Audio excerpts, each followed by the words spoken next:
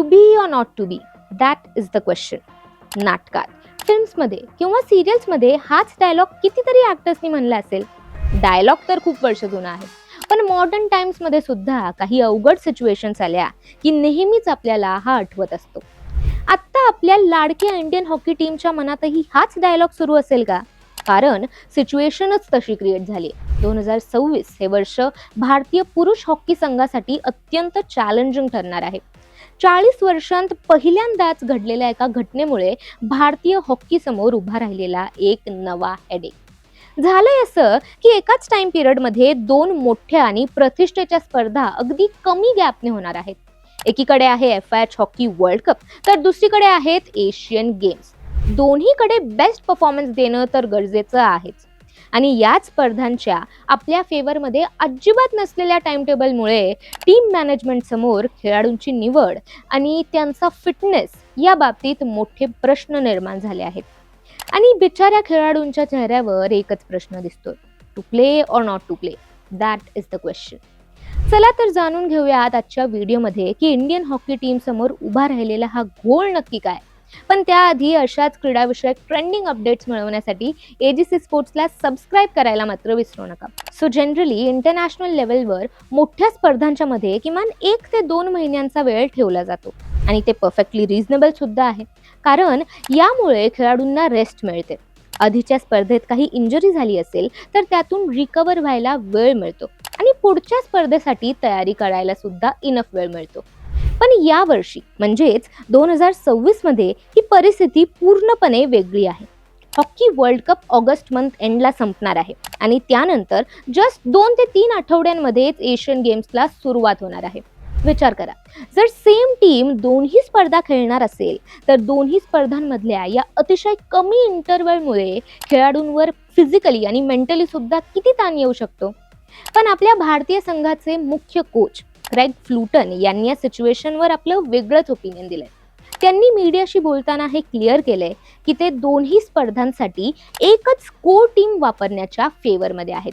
त्यांचं असं म्हणणं असण्याचं कारण म्हणजे टीमची कन्सिस्टन्सी, खेळाडूंमधलं अंडरस्टँडिंग आणि स्ट्रॅटेजीज मधलं कोऑर्डिनेशन टिकवण्यासाठी एकच कोर ग्रुप ठेवणं महत्त्वाचं आहे. पण या डिसिजनमुळे प्लेयर्सना एकामागे एक दोन्हीही इतक्या मोठ्या मॅचेस खेळाव्या लागतील. दुसरीकडे हॉकी इंडियाचे अध्यक्ष दिलीप तिकरी यांना मात्र कोचचा हा डिसिजन मान्य नाहीये.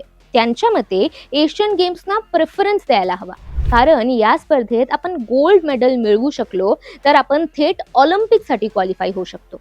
त्यामुळे वर्ल्ड कप सुद्धा महत्त्वाचा असला तरी लॉंग टर्म विचार केला तर एशियन गेम्स जास्त महत्त्वाचे ठरतात. हे दोघेही हॉकीमधले इम्पॉर्टंट लोक आहेत आणि दोघांचीही या प्रॉब्लेम बद्दल वेगवेगळे ओपिनियन आहेत. इतकंच काय तर अनेक जणांचं याबद्दल वेगवेगळंच ओपिनियन आहे. आणि याच सगळ्या केऑसमध्ये टीम मॅनेजमेंट नक्की कोणत्या स्पर्धेला जास्त इम्पॉर्टन्स देणार हाच क्वेश्चन मार्क सगळ्या हॉकी फॅन्सच्या मनात फिरतो. तुम्हाला माहितीये, अशीच सिमिलर सिच्युएशन याआधी सुद्धा एकदा क्रिएट झाली होती 1986 मध्ये. पण एशियन गेम्स आणि वर्ल्ड कप यांच्यात असंच कमी अंतर होतं. त्यावेळी अनेक प्लेयर्स प्रचंड एक्झॉस्टेड होते आणि त्यामुळे टीमला खेळताना स्ट्रगल करावं लागलं होतं. ऑफकोर्स याचा त्यांच्या परफॉर्मन्सवर नेगेटिव्ह इम्पॅक्ट झाला होता. सो हा एक्सपिरियन्स लक्षात घेऊन भारताने यावेळी नीट विचारपूर्वक टाइम मॅनेजमेंट केलं पाहिजे. खेळाडूंच्या फिटनेसचा मुद्दा इथे अत्यंत महत्त्वाचा ठरतो. वर्ल्ड कपमध्ये स्पीड, इंटेन्सिटी आणि फिजिकल स्ट्रेंथ खूप जास्त लागते.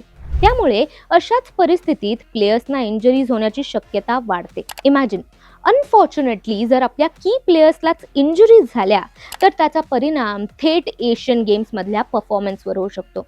त्यामुळे कोच आणि फिजिओ टीमला खेळाडूंच्या फिटनेसवर विशेष फोकस करावा लागणार आहे. याशिवाय मेंटल प्रिपरेशन सुद्धा तितकंच महत्त्वाचं. कंटिन्युअसली 2 मोठ्या स्पर्धांमध्ये खेळताना खेळाडूंनी फ्रेश राहणं गरजेचं आहे. मैदानावर सतत असलेलं प्रेशर, एक्सपेक्टेशन्स आणि रिगरस मॅचेस या सगळ्यामुळे प्लेयर्स एक्झॉस्ट होऊ शकतात. सो ही बाजू सांभाळण्यासाठी ही स्ट्रॅटेजीज प्लॅन कराव्या लागणार आहेत. हे सगळं डिस्कशन इतकं महत्त्वाचं का आहे? तर गाईज, इफ यू रिमेंबर, भारताने शेवटचं वर्ल्ड कप मेडल 1975ला जिंकलं होतं. सो हा नकोसा रेकॉर्ड मोडण्यासाठी या स्पर्धेत आपला बेस्ट परफॉर्मन्स देण्याची प्रचंड विल पॉवर सध्या आपल्या टीममध्ये आहे. त्यामुळे हा वर्ल्ड कप महत्वाचा. पण त्याच वेळी एशियन गेम्समध्ये सुद्धा आपल्याला गोल्ड मेडल मिळवायला हवं, कारण त्यावर आपण आपल्या ड्रीम ऑलिम्पिकमध्ये थेट क्वालिफाय होणार आहोत. सो एशियन गेम्स सुद्धा तितक्याच महत्वाच्या. आणि या दोन्ही स्पर्धांकडे बघत इंडियन हॉकी टीम म्हणतीये, to play or not to play, that is the question. एकूणच आपली टीम एका अत्यंत क्रिटिकल टप्प्यावर उभी आहे. Correct management, balance team selection आणि खेळाडूंच्या फिटनेसचा व्यवस्थित विचार, हेच फॅक्टर्स आपल्यासाठी यशाची गुरुकिल्ली ठरणार आहेत. यात कुठलीही चूक झाली तर आपल्या हातातून दोन्हीही गोल्डन चान्सेस मिस होण्याचा धोका नकारता येणार नाही. हा, पण ऑन अ पॉझिटिव्ह नोट, या सगळ्या गोष्टी बरोबर जुळून आल्या तर आपली टॅलेंटेड टीम आपला जलवा नक्कीच दाखवून देईल.